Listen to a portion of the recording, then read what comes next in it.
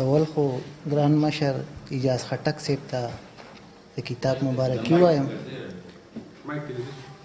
او ما په دوی باندې چې پوره نثر لیکلی و، خو چونکې دا محفل داسې جوړ شو چې هغه اوس ته ویلو نه دی، او زما د ویل به هم داسې لکه وړه خوله او غټې خبرې دوی باره کې خو نظار یوسفزي صاحب، بنګلش صاحب او رګزي صاحب ټولو خبرې وکړي، خو د خپل یو درې څلورو شعرونو نه مخکې به د دغه دوه شعرونه ووایم چې کم ما په د خپلو لیکلو کې انتخاب کړي دي، هغه خپل لیکل به هم بیا زه دته دلته کې درته پرېږدم. شاعري چې دا کومه کړې ده نو دا د ځان دپاره نه ده کړې، بلکې په قام مین دی، په خپله خاوره مین دی، او د دې دپاره یې کړې ده.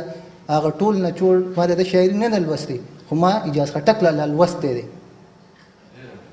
هغه دوه شعرونه درته ویمه.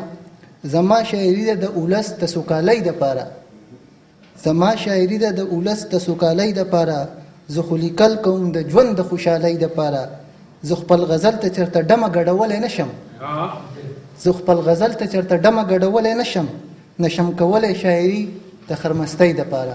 دا دوه شعرونه چې ما د شاعرۍ انتخاب کړي او لیکل مې درته دلته پرېښوده. او اوس په خپل یو درې څلور شعرونه ووایم د غزل چې راشه ستا زړګی مرور شوی دی، راشه ستا زړګی مرور شوی دی، راشه بیا سړی مرور شوی دی، ژوند کړي د دوبۍ په رڼاګانو کې، ژوند کړي د دوبۍ په رڼاګانو کې، یار د پېښورۍ مرور شوی دی. او دا چې راله یو فصل سم نه کوي، دا چې راله یو فصل سم نه کوي، ښکاري چې پټی مرور شوی دی.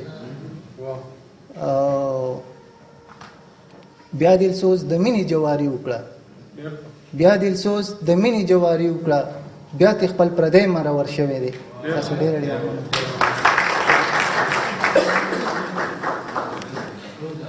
په ننني محفل کې موږ سره زموږ ډېر درانه ملګري، ډېر درانه مشران